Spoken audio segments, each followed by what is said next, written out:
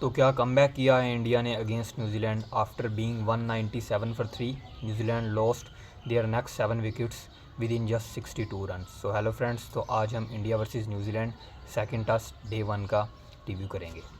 तो सबसे पहले तो जो कॉम्बिनेशंस को अगर हम देखते हुए चलें, India made a change, actually made 2 changes.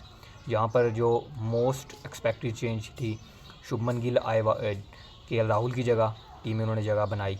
Then उसके बाद जो दूसरा चेंज था वो था वाशिंगटन सुंदर का, और जब उनको इंक्लूड किया गया था स्क्वाड में तो it made sense that he might play over Kuldeep Yadav, क्योंकि जो अगली टीम है न्यूजीलैंड उसमें लेफ़्ट हैंडर्स ने तंग किया था पहले मैच में, चाहे वो रचिन रविंद्रा हों, डेवन कॉनवे हों।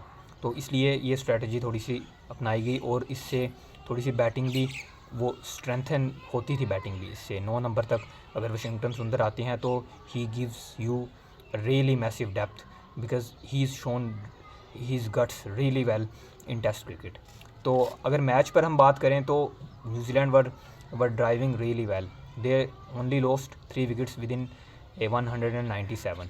डेवन कॉनवे बहुत अच्छे से खेल रहे थे, उनके साथ रचिन रविंद्रा बहुत अच्छी बैटिंग कर रहे थे, राइट। लेकिन उसके बाद जिस तरह से वाशिंगटन सुंदर ने बॉलिंग की, I mean he was persistent with his line and length.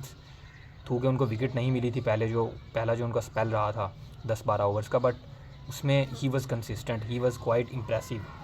अगर हम उनकी लाइन एंड लेंथ की बात करें जो बॉलिंग वो कर रहे थे, बट उसके बाद से उनको जो ग्रिप मिलना स्टार्ट हुआ, 1 विकेट लेने की उनकी दूरी पर थे वो, और उसके बाद he was bowling his dream deliveries.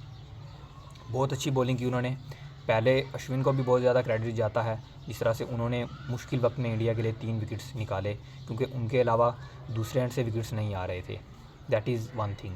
ना तो बुमराह वहाँ पर कामयाब हुए, ना जडेजा कामयाब हुए, और ना ही कोई और ऐसा बॉलर था जो कि ब्रेक थ्रूज दिला रहा था। बट अश्विन का साथ जिस तरह से दूसरे एंड से वाशिंगटन सुंदर ने दिया उसके बाद से एंड में आकर इनिंग्स के, वो बहुत अप्रिशिएबल था। डेवन कॉनवे ने जो शॉट खेला वो थोड़ा सा लूज़ शॉट था, एंड मुझे डिसअपॉइंटमेंट हुई उनकी विकेट को देखकर, क्योंकि he could score 100 once again in test match.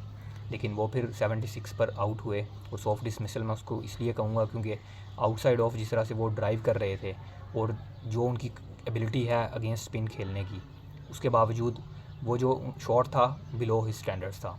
Bye the way Rishabh Pant ने एक अच्छा कैच लिया बिहाइंड द स्टंप्स, और he is been keeping good in this match. तो अगर हम देखें इस टेस्ट मैच में, तो इंडिया ने जिस तरह से कमबैक किया है पुणे में, तो that will definitely keep them ahead in this test match, क्योंकि 259 पर अगर आप फोल्ड आउट करने में सक्सेसफुल रहते हो अगली टीम लाइक न्यूजीलैंड, जिसमें उनके पास इनफॉर्म प्लेयर्स भी हैं like Rachin Ravindra, Devon Conway. और रचिन रविंद्रा की मैं यहाँ पर तारीफ़ इसलिए करना चाहूँगा क्योंकि वो एक पूरी तरह से बैलेंस्ड प्लेयर मुझे नज़र आए हैं। सीम के against he is really balanced, spin के अगेंस्ट तो फिर वो I think he is probably the best batter in opposition in New Zealand's camp right now against spin, क्योंकि स्पिन को पूरी तरह से बैलेंस होकर खेलते हैं, और मे बी वो बहुत से इंडियन बैटर से भी बेटर खेल सकते हैं वो स्पिन को, मेरे ख्याल के मुताबिक। देन इंडिया ने 1 विकेट खोया है रोहित शर्मा की सूरत में, और जिस तरह से वो एक क्राउड था जो एक थोड़ा सा एक क्राउड का हिस्सा था जो रोहित लगा रहा था पूरे दिन से, चैटिंग कर रहा था, but Rohit they would be disappointed क्योंकि Rohit got out on duck, और टीम सऊदी ने उनको आई थिंक कई बार आउट कर चुके हैं वो टेस्ट क्रिकेट में, और across the formats he is got Rohit Sharma for the 14th time, and that is deadly I think matchup between Rohit Sharma and Tim Southee.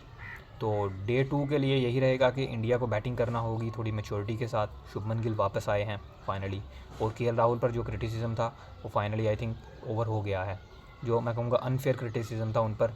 तो अब शुभमन गिल आ गए हैं वापस, देखते हैं वो क्या करते हैं। आई होप कि वो अच्छे रन्स करें, and he is not been among the runs for the last few matches, तो उनके लिए रन्स करना भी ज़रूरी है।